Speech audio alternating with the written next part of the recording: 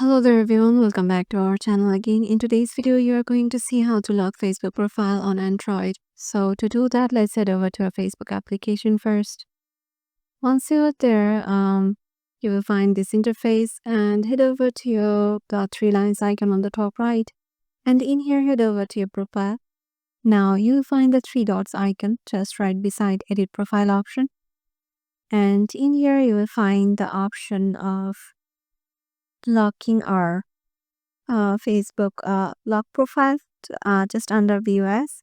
Go to lock profile, and here it is saying that only friends will see your past and future posts, photos and stories on your profile. Only friends will see your full resolution profile picture and cover photo, and people will still be able to see the public posts that you are tagged in. Search for you and send your friend request. Just tap on lock profile.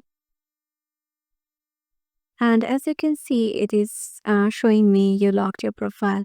Now just tap on OK. Now there is an tag of you have locked your profile that is showing. So yeah, this is how you can just lock your profile on Facebook.